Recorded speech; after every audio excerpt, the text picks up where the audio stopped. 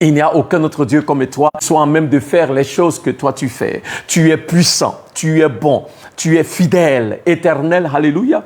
Tu nous as gardés, tu nous as préservés. Et ce soir, encore une fois, éternel, tu veux te révéler dans la vie de ton peuple et dans nos vies comme étant ce Dieu-là qui est capable de faire excédemment au-delà de ce que nous pouvons imaginer ou même demander. Reçois la gloire et reçois le règne. Nous voulons te confier ces moments dans ta présence, que tout ce que nous allons faire ce soir, alléluia, la parole qui sera proclamée, que cela soit pour ta seule gloire. Béni sois-tu, ô roi des rois, dans le nom précieux de Jésus, et le peuple de Dieu dit Amen. Alléluia. Que le nom du Seigneur soit béni. Alléluia. Amen. Je suis dans la joie d'être avec vous ce soir. Alléluia. Amen. Et le mardi dernier, le pasteur Kadi nous a bénis. Alléluia. Amen. Avec cette série d'enseignements qu'elle a commencé sur les armes de Dieu dans Éphésiens chapitre 6, les versets 1 à 18. Alléluia. Nous pouvons voir que vous étiez nombreux. Amen, à suivre cet enseignement. Et nous avons même reçu des paroles d'encouragement et des témoignages. Amen, alléluia. Et nous voulons partager quelques-unes de ces paroles avec vous. Deborah Ouattara nous a écrit et elle nous dit, Pasteur Kadi, ton histoire ne fait que commencer. Nous t'aimons, maman. Alléluia. Merci, Deborah. Que Dieu te bénisse. Alléluia. Amen. Nous avons aussi reçu un message de la France. Alléluia. Amen. Qui nous dit merci pour le lien et surtout merci au pasteur pour les enseignements. Amen, gloire à Dieu, alléluia. Et Anela a aussi écrit pour dire Jésus est Seigneur. Amen. Nous avons aussi reçu une parole du frère Franck depuis le Cameroun et qui dit le diable est un menteur et il ne peut toucher à ma famille. Gloire à Dieu, amen, alléluia. Nous rendons grâce au Seigneur pour vous tous qui êtes fidèlement connectés les mardis, les samedis, alléluia. Continuez de partager vos témoignages. Ne gardez pas pour vous les choses que l'Éternel fait. La Bible dit dans le livre de Apocalypse chapitre 12 verset 11 que nous avons vaincu le diable par le sang de l'agneau et par les paroles de nos témoignages. Alléluia, les témoignages que nous donnons, ces témoignages viennent sceller la victoire que Jésus-Christ nous a donné. Amen. Comme nous l'avons dit plus tôt, ce soir, nous sommes à la FAG, amen, basé sur l'enseignement du pasteur Kadi le mardi dernier. Nous avons reçu des questions et ce soir, nous voulons répondre à ces questions-là. Amen. La première question nous vient, sans plus tarder, nous allons passer à nos questions. La première question nous vient de Anonyme en France. Bonsoir à tous ceux qui sont connectés à cette plateforme depuis la France. Que l'Éternel vous bénisse. La question est la suivante. Je suis né d'une relation de 2 adolescents et élevé par des parents d'adoption. J'ai beaucoup souffert de cet abandon total, privé de mes racines. Mon identité est en Christ, heureusement. Mais que faire devant un silence absolu de mes 2 parents biologiques, suite à ma demande de reconnaissance? Et est-ce que mon droit passe inaperçu devant l'Éternel? Alléluia. Merci pour la question. Alléluia. Tout d'abord, je voudrais dire que vous êtes une personne privilégiée. Amen. Et que Dieu vous aime. Amen. Alléluia. Parce que vous voyez, les parents, bien que étant adolescents, ont pris la bonne décision de ne pas vous avorter. Amen. Cela montre que Dieu était déjà à l'œuvre dans votre vie. Ils ont aussi fait preuve de maturité et de responsabilité en vous donnant à l'adoption. Ils ne vous ont pas abandonné. Car je suis sûr que ce n'est pas facile de garder une grossesse pendant 9 mois avec tout ce que cela peut impliquer et ensuite de donner cet enfant-là à quelqu'un d'autre.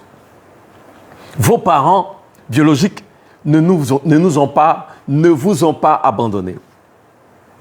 Ils ont sûrement fait ce qu'ils estimaient était mieux pour vous. Alors, je vais vous encourager à rejeter les idées négatives qui vous viennent. Car c'est l'ennemi qui vient pour voler, pour tuer, pour détruire. Mais Christ est venu pour que nous ayons la vie et que nous ayons la vie en abondance. Jean chapitre 10, verset 10. Je sais que vous avez beaucoup de questions qui vous trottinent, mais ne tirez pas activement des conclusions, puisque vous ne connaissez pas toute l'histoire. Surtout, je vous encourage à ne pas juger vos parents biologiques, puisqu'il y a des paramètres que vous ne maîtrisez pas non plus. Leur silence ne veut pas forcément dire qu'ils ne veulent pas vous en parler. Peut-être qu'ils se sentent coupables, Ou peut-être que c'est un chapitre de leur vie qu'ils n'ont pas envie de réouvrir. J'aimerais que vous soyez patients, car vous n'êtes pas une erreur. Dieu a permis que vous veniez dans ce monde au travers de l'union de vos parents biologiques. J'ai vu et entendu la réalité est que des histoires d'adoption et le sujet est délicat. J'aimerais vous encourager. Des parents biologiques ne se séparent pas de leurs enfants, ou dirais-je, les parents biologiques souvent se séparent des enfants pour des raisons multiples. Mais ce n'est jamais facile. Jamais. Je vous encourage alors, maintenant que vous êtes en Christ, à confier cette situation au Seigneur, afin que lui, Dieu, vous guide, lui qui connaît toutes choses. Il dit dans le psaume 68 au verset 6, « Dieu dispose en famille ceux qui sont seuls. Il délivre ceux qui sont enchaînés. Mais les rebelles demeurent dans une terre sèche. » Dieu, avant votre naissance, vous connaissait. Et il n'a pas été surpris par ce qui est arrivé à vos parents et le processus d'adoption. Bien sûr que vous avez besoin de connaître la vérité. Vous voulez le savoir. Mais je veux vous encourager à faire confiance au Seigneur. Il connaît toutes choses vous concernant. Et il peut vous les révéler le moment venu ou au moment opportun. Ce que je vous encouragerais, ma question pour vous, je dirais, est quelle est la relation que vous avez avec vos parents adoptifs? Vous ont-ils manifesté de l'amour? Étaient-ils là pour vous en tout temps et en toutes circonstances? Alors ce que je dirais, c'est réjouissez-vous, car Dieu avait déjà tout pourvu pour vous. Alléluia. Amen. Donc vraiment, soyez encouragés. Amen. Le Seigneur vous fait grâce. Vous n'avez pas été abandonné, vous n'avez pas été avorté. Dieu vous a mis dans une famille. Le Seigneur sait pourquoi. Alléluia. Par rapport à votre identité, par rapport à vos parents biologiques, nous n'avons aucun doute que le moment venu, le Seigneur lui-même permettra que vous connaissiez ou que vous compreniez tout ce qui a entouré les circonstances de votre adoption. Mais ne vous sentez pas abandonné. La Bible dit que l'Éternel est celui qui veille sur nous. Son nom, c'est Jéhovah Shammah, qui veut dire l'Éternel qui ne nous abandonne jamais et qui ne nous quitte jamais. Alléluia. L'Éternel est avec vous. Et vous pouvez toujours vous réjouir dans le fait que Dieu est à vos côtés. Il a toujours été et il continue de l'être. Que Dieu vous bénisse. Amen. La deuxième question nous vient de Alexia, qui est ici à Abidjan, à Angré, cité BCAO. Et Alexia nous dit ceci. Elle dit, je veux comprendre ce verset. Nombre chapitre 14, verset 18. Ce verset s'adresse-t-il aux chrétiens? Si oui, à quel moment pouvons-nous dire que nous avons accepté Christ et que nous sommes une nouvelle créature? Amen. Donc, on va voir ensemble. Alexia nous parle de Nombre en chapitre 18, en chapitre 14, verset 18. Nombre 14, 18, et on va lire ensemble. La Bible nous dit ceci. Nombre 14, verset 18. L'Éternel est lent à la colère et riche en bonté. Il pardonne l'iniquité et la rébellion, mais il ne tient point le coupable pour innocent. Et il punit l'iniquité des pères sur les enfants jusqu'à la 3e et à la 4e génération. Alléluia. Amen. Alexia, merci pour ta question. Nous pouvons voir que Dieu parle aux enfants d'Israël. Alléluia. Dans l'Ancien Testament, sous la loi. Amen. Donc, sous la loi, naturellement, on ne peut pas parler de chrétiens. Ce sont les enfants d'Israël, amen, à qui Dieu parle. Parce qu'on parle de chrétiens dans le livre des Actes des Apôtres. La Bible dit que c'est quand les chrétiens, les gens de Antioche ont vu les disciples qui avaient des attitudes comme Christ et ils les ont appelés chrétiens. Donc, dans l'Ancien Testament, déjà sous la loi, Dieu dit qu'il va punir l'iniquité des enfants d'Israël parce que les enfants d'Israël marchaient dans la rébellion. Amen. Et comme vous le savez, sous la loi, c'est dent pour dent, œil pour œil. Amen. Et sous la loi, il n'y a pas de grâce. Dieu frappe fort. Donc Dieu dit, oui, effectivement, enfants d'Israël, votre rébellion, votre iniquité, c'est-à-dire vos péchés, les péchés dont vous avez fait des styles de vie, ces péchés-là, Dieu dit, il va les punir. Alléluia. Mais aujourd'hui, nous sommes en Christ. Pour ceux qui ont accepté Jésus, amen, et nous sommes sous la grâce. Et étant sous la grâce, de par le sacrifice de Jésus à la croix, quand nous acceptons le sacrifice de Christ à la croix, son sang, efface tous nos péchés, passés, présents et futurs. Alléluia. Donc si le sang de Jésus, puisque le sang de Jésus a effacé nos péchés, nous ne sommes plus sous la condamnation. C'est pourquoi Paul dit dans le livre de Romains chapitre 8 versets 1 et 2 qu'il n'y a plus de condamnation pour ceux qui sont en Christ Jésus. Alléluia. Donc quand nous sommes en Christ Jésus, nous ne sommes plus sous la condamnation. Et maintenant, dans l'Ancien Testament, Dieu dit aux enfants d'Israël que je vais punir l'iniquité des pères, même sur les enfants. Donc, c'est-à-dire que sous la loi, le peuple d'Israël, à cause de ses péchés, était sous la condamnation. Mais sous la grâce, en Christ Jésus, de par son sang qui a coulé à la croix, amen, nous sommes lavés par le sang de Jésus. Et parce que nous sommes lavés par le sang de Jésus, nos péchés nous sont pardonnés. Amen. Donc Dieu dit, la Bible dit que Dieu a tant aimé le monde qu'il a donné son Fils Jésus et que quiconque croit en lui ne périsse point mais ait la vie éternelle. On devient chrétien, on devient enfant de Dieu, dirais-je, quand nous choisissons de faire de Jésus-Christ notre Seigneur et Sauveur personnel. Quand nous choisissons de croire en l'œuvre salvatrice de Christ à la croix de Golgotha. En ce moment-là, on devient chrétien et quand en ce moment, on devient, je fais attention au thème, parce qu'en ce moment, on devient enfant de Dieu. Alléluia. Parce que souvent, il y a des chrétiens il y a des gens chrétiens qui utilisent le thème chrétien, mais qui ne sont pas réellement sauvés, puisque n'ayant jamais véritablement accepté Christ comme Seigneur et comme Sauveur. Il est important que nous n'ayons pas seulement l'étiquette de chrétien, mais que nous ayons reçu et accepté le sacrifice de Jésus à la croix. Amen. Et recevoir Jésus comme notre Seigneur et comme notre Sauveur personnel. En ce moment-là, amen, nos péchés nous sont pardonnés. Et quand nos péchés nous sont pardonnés, ça veut dire que nous ne sommes plus sous la condamnation. Donc, l'ennemi ne peut pas venir et nous accuser de quoi que ce soit. Amen. Donc, Aniela, il est important, amen, de s'assurer que Christ est notre Seigneur. Il est important de croire en l'œuvre de Christ à la croix. Alléluia. Pour ne pas être sous la condamnation. Amen.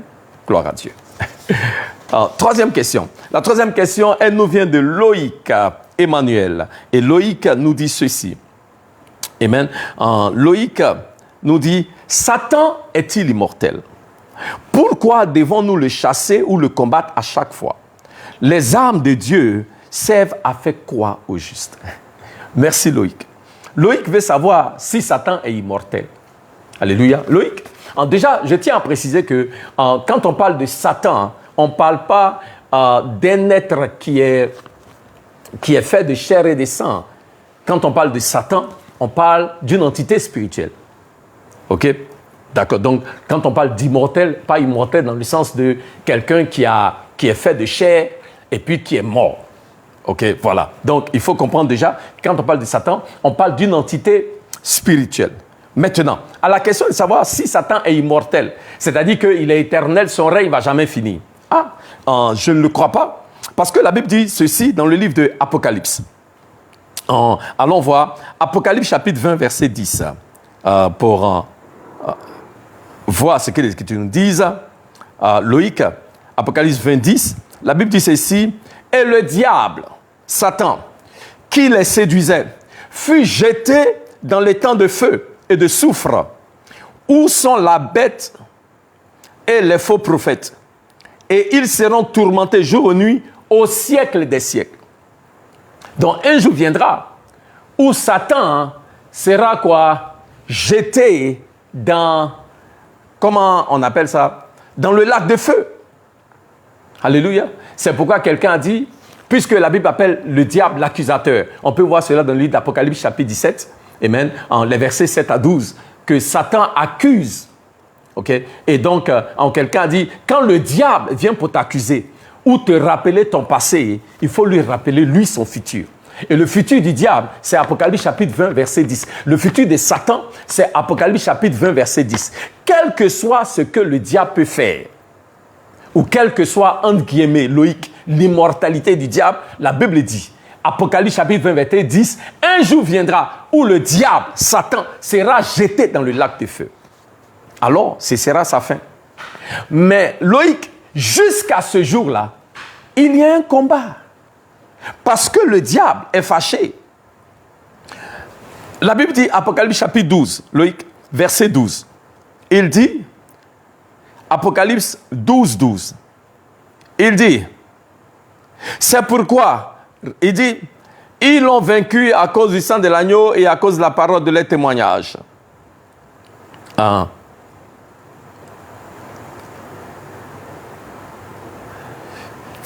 Ils l'ont vaincu à cause du sang de l'agneau et de la parole de leur témoignage. Ils n'ont pas aimé leur vie jusqu'à craindre la mort. Verset 12. C'est pourquoi, réjouissez-vous, cieux, et vous qui habitez dans les cieux. Malheur à la terre et à la mer, car le diable est descendu vers vous, animé d'une grande colère, sachant qu'il a peu de temps.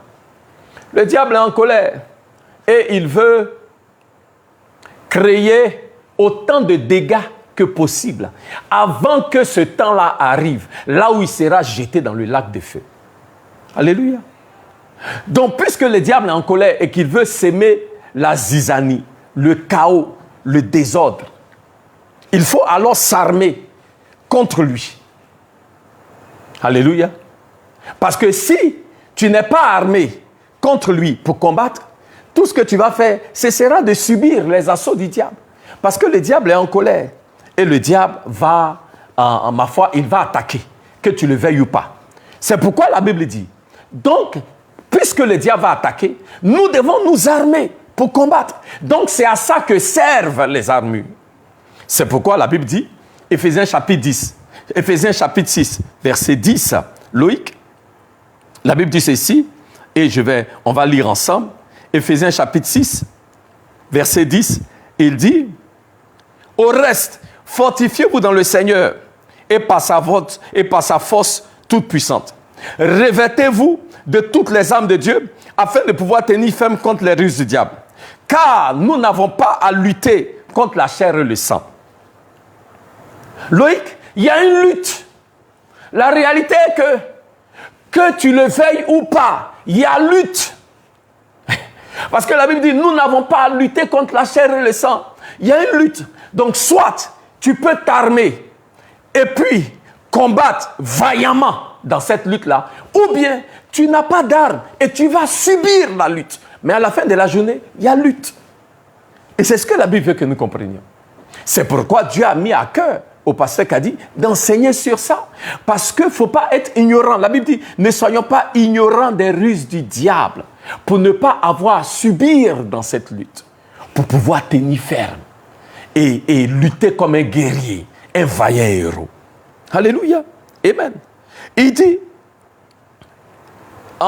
pour tenir ferme, quand nous n'avons pas lutté contre la chair et le sang, mais contre les dominations, contre les autorités, contre les princes de ce monde des ténèbres, contre les esprits méchants dans les lieux célestes. Donc la Bible nous dit, la Bible dit au verset 12, et la Bible nous donne la hiérarchie du monde des ténèbres. Alléluia.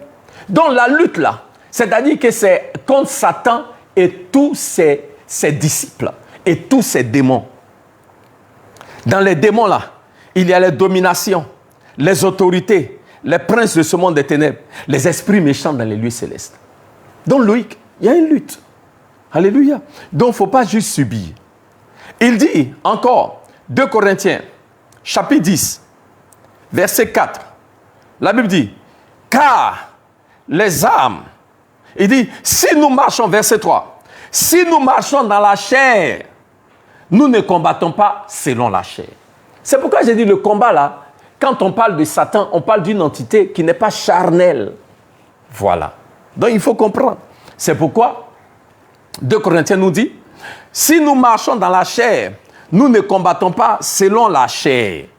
Car les armes avec lesquelles nous combattons ne sont pas charnelles, mais elles sont puissantes par la vertu de Dieu pour renverser des forteresses. Alléluia. Donc il dit, mais les armes avec lesquelles nous combattons. Donc il faut connaître ces armes. Alléluia. Il faut connaître comment les utiliser. Et c'est ce que le pasteur Kadi s'évertue à nous enseigner. Et c'est ce qu'elle a commencé et c'est ce qu'elle va faire tout au long de ce mois de septembre. Et nous ne voulons pas rater ces enseignements-là tous les mardis. Alléluia. Amen. Donc Loïc, je veux vous encourager. Alléluia.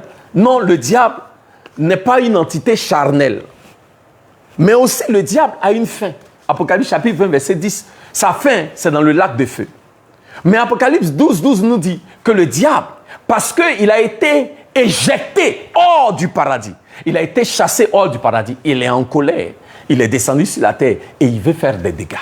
Mais nous devons nous équiper, nous armer pour contrecarrer les assauts du monde des ténèbres. Voilà, que Dieu vous bénisse. Amen. Donc, ceci étant, nous allons continuer et aller à notre 4e question qui vient de Déborah Ouattara. Déborah, que Dieu vous bénisse. Alléluia. Et Déborah dit, comment arriver à résoudre le problème du manque de temps dont souffrent beaucoup de nombreux parents et qui les empêche de retrouver leurs enfants dans leur vie familiale? Merci Déborah. Ouais, souvent, les parents ne trouvent pas de temps pour être avec leurs enfants ou passer le temps en famille. Parce que occupés au travail ou aux choses qui sont faites pour pourvoir aux besoins de la famille. Mais dans la vie, il est important d'établir des priorités. Alléluia. Parce que la famille est très importante.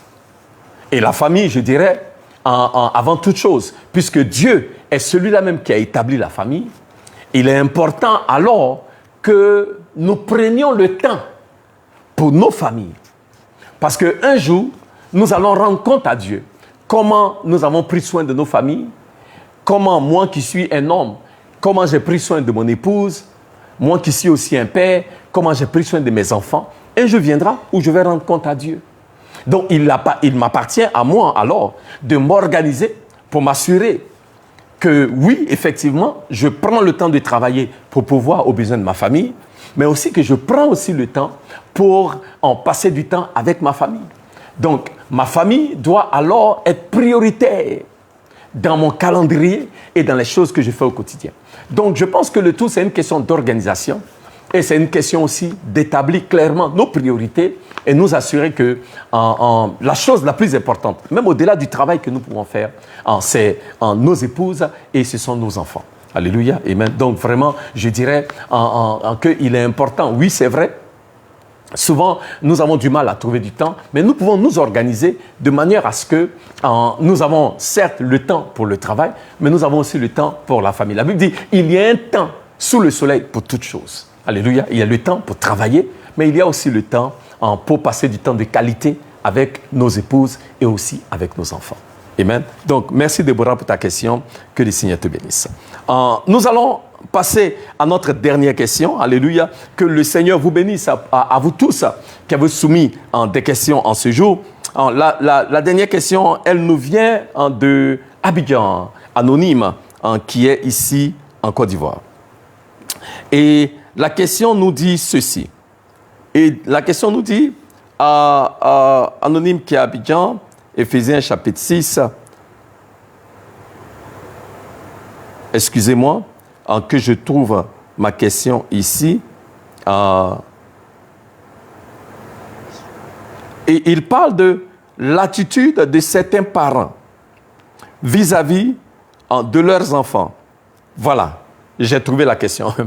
Que pensez-vous de l'attitude qu'adoptent parfois les parents qui tiennent à imposer à leurs enfants le choix de leurs études, du travail, du futur conjoint ou de vivre, ou d'une façon de vivre déterminée, ou d'une façon de vivre, en s'opposant parfois à ce qui répond à un appel de Dieu au service des âmes?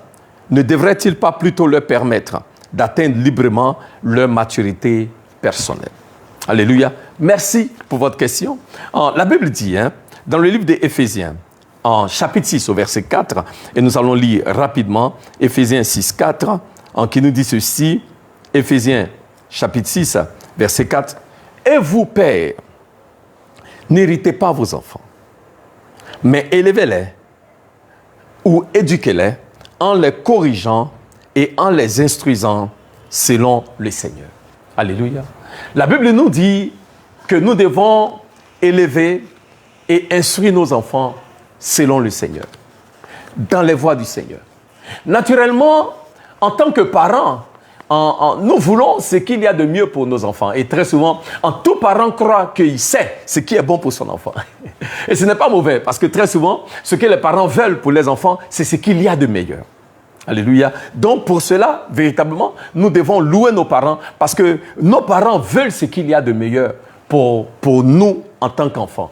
Où chaque parent veut ce qu'il y a de meilleur pour ses enfants et rien d'autre.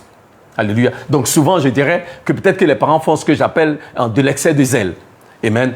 Mais n'empêche que dans leur élan à avoir ou à obtenir ce qu'il y a de top pour leurs enfants, souvent les parents peuvent en faire un peu trop.